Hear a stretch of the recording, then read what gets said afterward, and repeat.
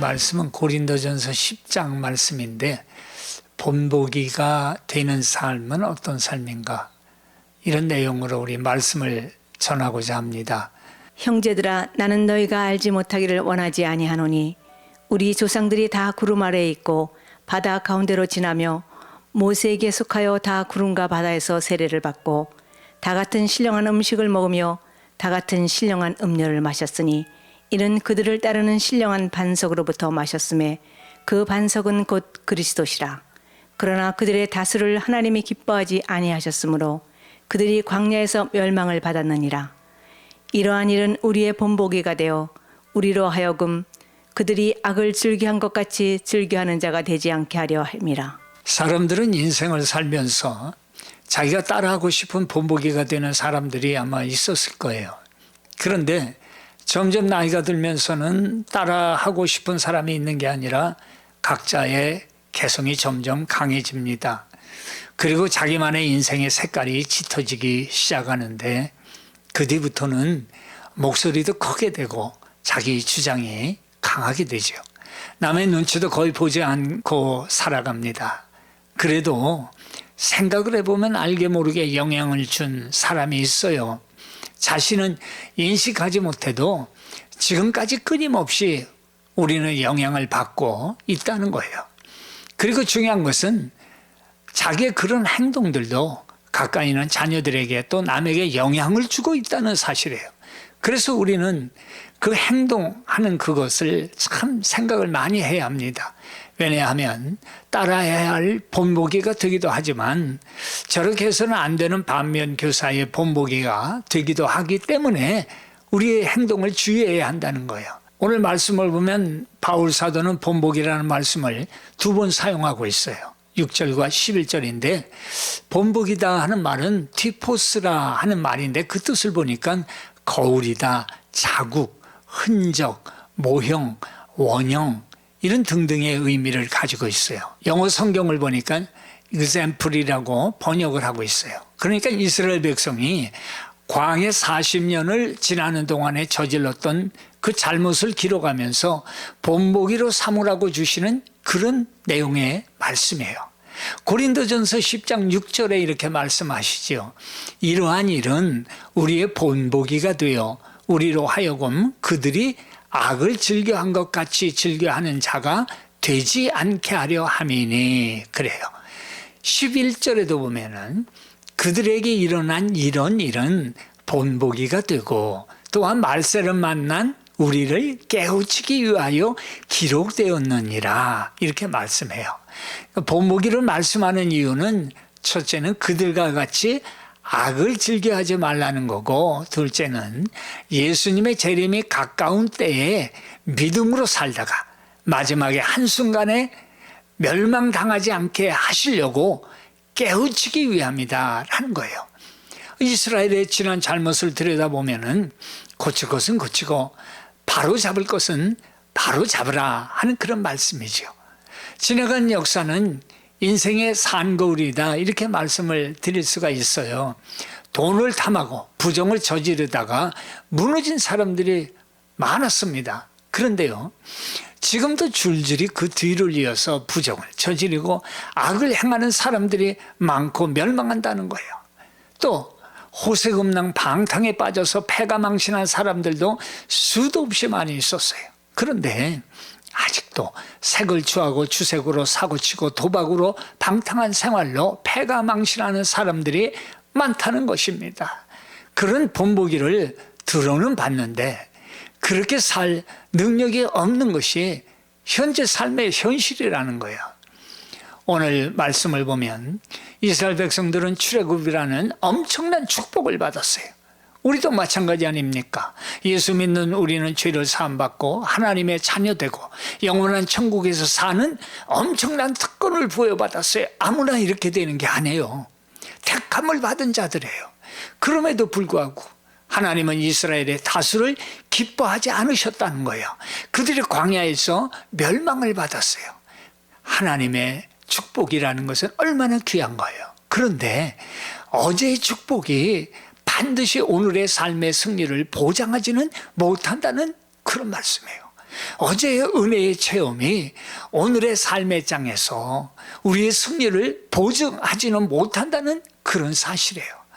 자, 그러면 이스라엘은 어떤 특권의 축복을 받았는지, 그리고 그들 다수는 왜 멸망을 받았는가를 살펴보도록 하겠습니다. 첫째는 말씀을 보니까 그들이 구름 안에 있었다. 1절이에요. 형제들아 너희가 알지 못하기를 내가 원치 아니하노니 우리 조상들이 다 구름 아래에 있고. 무슨 말씀이에요? 이스라엘 백성들이 광야를 행진할 때 하나님이 준비하시고 보내신 구름 기둥이 그들을 인도했어요. 인도한 것만이 아니라 더 중요한 것은 구름이 그들을 보호했다는 거예요. 뜨거운 사막, 광야에서 행진하는 이스라엘 백성들을 이 구름으로 고통에서 보호하신 거예요. 시편 105편 39절에도 여호와께서 구름을 펴사 덮개를 삼으시고 밤의 불로 밝히셨으며 그러지요. 구름이 덮개와 지붕과 같은 역할을 했다는 거예요. 이런 보호와 인도가 어디 있어요? 하나님이 이렇게 세밀하게 보호하신 겁니다. 얼마나 놀라운 하나님의 축복입니까? 지금도 우리는 광야 같은 세상에서 어렵고 힘들 때는 하나님께서 구름 같은 보호하심과 덮어주시고, 밤에는 우리를 해치려는 사탄 마귀의 유혹으로부터 보호하시려고 불기둥으로 보호 인도하신다는 거예요. 그것이 우리의 믿는 자의 특권이라는 거예요. 두 번째 보니까 그 축복은 바다 가운데 지나며, 아마 이스라엘 백성들의 출애굽 최대 난관이라는 것은 아마 바로 홍해바다였을 거예요. 바다를 지나간다는 것은 불가능한 거예요. 그러나 하나님께서 모세를 통해서 기적을 베푸시고 그 바다를 열어주심으로 그들은 그 바다 가운데로 지나갈 수가 있었던 거예요. 왜 이런 기적을 베푸셨을까요? 이건 하나님의 성품과 상관이 있는 그런 축복이라는 거예요. 시편 139편이에요. 13절부터 보시면은 홍해를 가르신 이에게 감사하라. 그 인자하심이 영원하미로다. 이스라엘로 그 가운데로 통과하신 이에게 감사하라. 그 다음에 뭐라 그래요? 그 인자하심이 영원하미로다. 그 다음에 바로와 그 군대를 홍해에서 엎드려뜨리신 이에게 감사하라. 그 다음 뭐예요? 그 인자하심이 영원하미로다. 그 다음에 16절 보세요. 그 백성을 인도하여 광야로 통과케 하신 이에게 감사하라. 그 인자하심이 영원하미로다. 말씀하지요. 기억하세요. 그 인자하심이 홍해바다를 건너게 하시고 죽여가던 바로의 군대를 물속에 장사 지내신 것은 인자하심 때문이라는 거예요. 인자하심이라는 것은 하나님의 신실하신 우리에 대한 사랑이라는 거예요. 사람의 사랑과는 전혀 다른 거예요. 하나님이 약속하신 사랑에 대한 끈질긴, 놓지 않으시는 사랑이라는 거예요. 성경에 되어 있잖아요. 3번 부인하고 도망간 베드로를 찾아주신 예수님의 끈질긴 사랑. 우리도 부끄러워하고 도망가버린 십자가에서 우리를 용서하신다는 극진하신 그 사랑 말이에요. 용서의 사랑, 인자하신 사랑을 말씀하는 거예요. 그게 홍해를 가르는 기적의 의미라는 거예요. 바로 하나님의 신실하신 사랑 말입니다. 그냥 기적이 아니라는 거예요. 사랑의 기적을 일으켰다는 거예요. 기억하시기를 바랍니다. 오늘날도 우리의 고난 가운데서 이 사랑의 기적은 계속된다는 것을 믿으시기 바랍니다. 그 다음 세 번째 축복은 2절에 보니까 구름과 바다에서 세례를 받고 기록하지요.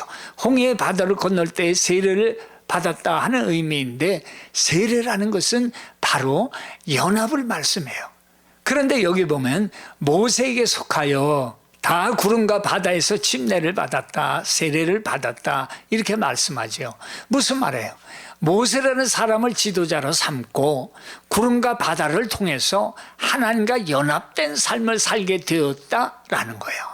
오늘 우리가 받는 세례를 말씀하시는 거죠. 로마서 6장 3절에 보세요. 무릇 그리스도 예수와 합하여 세례를 받은 우리는 그의 죽으심과 합하여 세례를 받은 줄을 알지 못하느냐 이렇게 말씀하잖아요. 물속에 들어갈 때 예수와 함께 죽었어요. 나올 때 그리스도와 함께 예수와 다시 살아났다는 거 아닙니까? 죽음과 부활을 경험하는 것, 그것이 바로 세례요. 이스라엘 백성이 받은 이 세례라는 거예요. 그런데 우리가 세례를 통해서 예수님과 함께 복음과 부활을 경험한 것 같이 이스라엘 백성들은 그 경험을 그 구약 출애굽 때에 하나님께서 모세를 통해서 그들은 이런 구원의 역사를 경험을 할 수가 있었다는 거예요. 이건 하나님의 일방적인 축복이었다는 거예요. 할렐루야. 그 다음 네 번째로 신령한 식물을 먹으며 이런 축복을 주셨는데 이스라엘 백성들에게 광야에서 뭘 주셨습니까? 만나지요. 만나는 본래 만후라고 불러졌는데 그 뜻이 뭐냐 하면 저게 뭐야? 그러다 그 그림을 저게 뭐냐라고 결정을 한 거예요. 거기에다 또 고기를 먹고 싶다 그러니까 뭘 주셨어요? 메추라기도 주셨어요. 자기네가 만든 것도 아니고 구운 것도 아니고 하나님이 직접 주신 거예요. 이런 축복이 어디 있어요? 바로 오늘날에 우리가 날마다 먹는 하나님의 말씀을 상징하고 있는 거 아니에요. 오늘날 우리가 대하는 하나님의 성찬을 말씀하고 있는 거예요. 날마다 내 곁에 있다고, 날마다 가까이 접한다고 아무렇지 않게 생각할 것이 아니라 우리 곁에 말씀이 있다는 거, 이게 하나님이 주신 축복이요 특권이라는 거예요. 성도의 특권 말입니다. 다섯 번째는 신령한 음료를 마셨으며, 4절에 그러죠. 다 같은 신령한 음료를 마셨으니 이는 저희를 따르는 신령한 반석으로부터 마셨다 기록하죠. 광야에서 마실 것이 없었을 때 하나님께서는 모세를 통해서 반석을 깨뜨리시고 깨어진 반석에서 이스라엘 백성들이 목을 죽일 수 있는 생명의 샘물이 쏟아져 나왔다고 말씀하시잖아요. 바울은 여기 고린도전서 10장 4절에 다 같은 신령한 음료를 마셨으니 그들을 따르는 신령한 반석으로부터 마셨음에 그 반석은 곧 그리스도시라. 이 반석이 바로 예수 그리스도라고 말씀해요. 깨어진 반석에서 구원의 생수가 쏟아져 나온 것처럼 십자가에서 못 박히신 예수님에게서 우리는 구원의 생수를 마시게 된 거예요. 지금 막 이스라엘 백성들이 원망하고 불평하고 있는데 하나님이 모세 보고서 호렙산으로 가라, 지팡이를 들여라, 때려라. 그 지팡이를 가지고 사실은 뭘 때려야 마땅해요? 지금 원망하고 불평하는 이스라엘 백성들을 두들겨 패야 마땅한 거예요. 그런데 백성들을 때리지 말고 반석을 때리라고 말씀하시는 거예요. 이스라엘 백성을 대신해서 맞은 거예요. 그 반석이 깨지고 거기서 생수가 쏟아져 나온 거예요. 바로 예수님이 맞으신 거예요. 하나님의 공의와 정의의 지팡이. 지금도 죄인인 우리가 맞아야 돼요. 그래야 말이 돼요. 그런데 반석 대신 예수님이 우리를 대신해서 맞으심으로써 영원한 영생의 샘물이 되시고 마시는 자마다 구원 얻는 하나님의 놀라운 역사를 이루어주신 거 아니에요? 그 예수 그리스도가 깨지시고 죽으심으로 말미암아 우리의 구원이 이루어지게 된 거예요. 이것이 성도의 특권이에요. 예수 그리스도 축복인 거예요. 요한복음 7장 38절에 말씀하죠. 나를 믿는 자는 성경에 이른과 같이 그 배에서 생수의 강이 흘러나리라 하시잖아요. 그런데 이런 특권을 누리는 사람들도 실패할 수가 있습니까? 실패할 수가 있다는 거예요. 하나님은 저희의 다수를 기뻐하지 않으셨다 말씀해요. 5절 보세요. 그러나 저희의 다수를 하나님이 기뻐하지 아니하신 고로 저희가 광야에서 멸망을 받았느니라 말씀해요. 200만 명이 넘는 다수의 광야에서 그 다수가 쓰러지고 만 거예요. 오직 여호수아와 칼렙 두 사람만 가나안 땅에 들어가지 않습니까? 왜 광야에서 쓰러졌을까요? 그것이 바로 우리들의 본보기가 된다는 거예요. 너희는 그러지 말라는 거예요. 여기서 이스라엘 백성이 들어가야 할 가나안은 우리가 누릴 수 있는 축복의 상징이에요. 우리에게 놀라운 축복이 약속되어 있음에도 불구하고 우리가 그 축복을 다 누리지 못하는 이유, 바로 죄악 때문이라는 거예요. 너희는 이 본보기로 보여줄 테니 그러지 말라는 거예요. 그 대표적인 제 네 가지를 말씀해 주는데, 첫째가 우상숭배죄라는 거예요. 7절입니다. 그들 가운데 어떤 사람들과 같이 너희는 우상숭배하는 자가 되지 말라. 기록된 바 백성이 앉아서 먹고 마시며 일어나서 뛰노다 함과 같으니라. 출애굽기 32장의 사건을 바울이 지금 말씀하고 있는 거 아니에요. 모세가 시내산에 올라가 40일 동안 하나님과 교제했어요. 하나님으로부터 성막과 기구 만드는 법, 십계명, 온갖 신령한 은혜를 받고 그러는데, 밑에서 기도하면서 기다려도 잘했다 칭찬을 들을까 말까 한데 고작 하는 일들이 뭐예요? 모세는 어디 갔는지 모르겠고, 하나님은 이렇게 지체하시는 걸 보니 하나님도 어디 가셨는지 모르겠고, 자, 금장식 다 끄집어내라, 금송아지를 만들어 버리잖아요.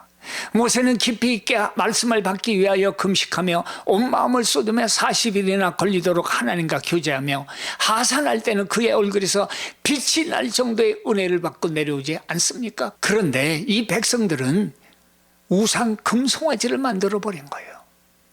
이 금이 어디서 난 금이에요? 애굽을 떠날 때 정말 하나님의 은혜로 애국 백성이 내어준 거 아닙니까?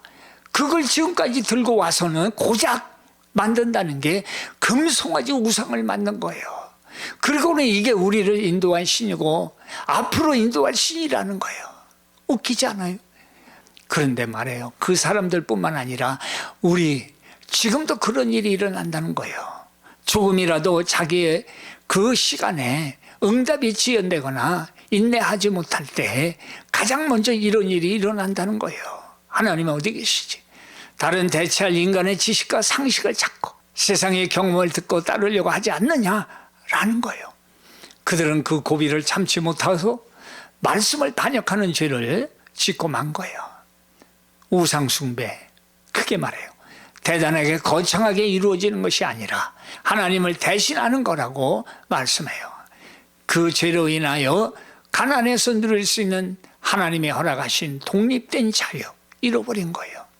그게 본보기 첫 번째예요. 너희는 그러지 말라. 둘째는 부도덕의 죄입니다. 8절입니다. 그들 중에 어떤 사람들이 음행하다가 하루에 2만 3천 명이 죽었나니 우리는 그와 같이 음행하지 말자. 이스라엘 백성이 모압 여자들에게 청함을 받았어요. 그들의 신하는 바알 부올에게 같이 제사 드리자고 제사 드렸어요. 먹고 마시자고 먹고 마셨어요. 음행의 죄를 범하고 말아요. 그 이방 종교가 그런 거였어요. 그러자 하나님이 진노하시잖아요. 거룩해야 할 백성이 그것도 이방신을 섬기며 하나님을 쳐버렸어요. 그러니 하나님의 마음이 어떻겠어요? 민수기 25장 4절에 백성의 수령들을 잡아 태양을 향하여 여호와 앞에 목매어 달라. 그리하면 여호와의 진노가 이스라엘에서 떠나리라. 죄를 근절하기 위한 집행이 이루어지고, 백성의 울음이 진동할 때 아무것도 모르는 한 사람이 미디안 여자를 데리고 좋다고 진영으로 들어왔어요. 그러자 비누아스가 창을 들고 그 두 사람을 한 번에 숨을 끊어 놓습니다. 그러자 그 연병이 그치게 된 거예요. 여기서 분명히 알 것은 하나님은 죄를 미워하신다는 거예요. 그리고 그것은 하나님의 속성과 배치가 되기 때문에 죄는 반드시 분리를 시켜야 된다는 거예요. 그래서 사람의 죽고 사는 것의 접근이 아니라 죄와 하나님은 하나가 될 수 없다는 것을 기억해야 된다는 거예요. 그래서 죽은 거예요. 그래서 부도덕과 음행과 우상숭배는 하나님의 축복을 놓치게 된다는 거예요. 그리고 하나님으로부터 분리가 된다는 것입니다. 그들이 축복을 잃어버린 세 번째는 하나님을 시험한 거예요. 9절입니다. 그들 가운데 어떤 사람들이 주를 시험하다가 뱀에게 멸망당했나니 우리는 그들과 같이 시험하지 말자. 하나님을 시험하는 죄가 무엇일까요? 그건 하나님의 전적인 주권을 믿지 못하고 하나님의 약속도 믿지 못하고 하나님의 말씀의 결과도 믿지 않으면서 의심하는 것, 그게 하나님을 시험하는 거예요. 하나님의 전적인 주권과 능력을 믿지 않기 때문에 현실적으로 어려운 고난을 만나면 뭐가 생기냐면 원망과 불평과 짜증과 신경질이 같이 쏟아져 나오게 된다는 거예요. 민수기 21장에 보세요. 이스라엘 백성 호르산이라는 곳에서 진행하여 홍해 길을 쫓아서 에돔 땅을 둘러 행하려 하였다가 돌아가는 길로 인하여 백성의 마음이 왜 이렇게 돌아가는 거야 하면서 하나님의 인도하심에 대해서 원망과 함께 하나님이 무심하다고 의혹을 가진 거예요. 그러니까 말이에요. 한번 그렇게 하나님의 인도에 대해서 의구심을 가지게 되니까 다 쏟아져 나오는 거예요. 자꾸 하고 싶은 거예요. 하나님이 얼마나 참으시는지를 시험하고 사막 가운데서도 하나님의 고기를 줄 수 있는지를 시험하고 물을 주실 수 있는지를 시험하는 등등 끝없이 하나님의 능력을 믿지 않고 계속해서 의욕을 가졌던 거예요. 언제나 의심하고 시험하는 마음은 원망과 함께 오고 답도 없는 불평을 계속해서 늘어놓게 된다는 거예요. 하나님의 인도는 사람의 인도와는 다른 것입니다. 처음부터 모든 것의 끝을 아시고 인도하시는 알파와 오메가 되시는 하나님이에요. 우리는 그걸 먼저 생각해야 되는 거예요. 전쟁할지도 모르는 노예였던 이들을 전쟁을 피해서 가게 하시고 때로는 전쟁을 감당하게 하셔서 승리케 하시는 그 하나님, 때로는 전쟁의 짐으로써 교만한 마음을 회개하며 하나님께 돌아오게 하시는 하나님이시지 않습니까? 그러니 하나님은 경배의 대상이고 순종의 대상이지 미리미리 말 좀 해주시고 이해시켜 주세요, 그게 아니라는 거예요. 설령 하나님이 말씀하신다고 해서 미래가 이해가 되지도 않습니다. 하나님의 의논의 대상은 우리가 아니라는 거예요. 우리를 그렇게 만들지도 않으셨다는 거예요. 결국 불뱀이 나와서 물지 않습니까? 많이 죽었어요. 그런데요, 이 불뱀 사건도요, 창세 끝에 노뱀을 만들어 달아놓고 쳐다보면 다 살았어요. 죽은 자는 믿지 않고 순종치 않는 자는 죽었다는 거예요. 결국 하나님의 징계라는 것은 우리를 다시금 하나님 앞에 돌이키려고 하는 것이지 우리를 죽이는 것이 아니라는 거예요. 그래서 하나님의 인도하시는 일에 답도 없는 짜증을 내봤자 약속하신 축복을 잃어버리게 된다는 거예요. 하나님의 축복을 잃어버린 이제 마지막은 원망하는 거예요. 10절 보세요. 10절입니다. 그들 가운데 어떤 사람들이 원망하다가 멸망시키는 자에게 멸망하였나니 너희는 그들과 같이 원망하지 말라.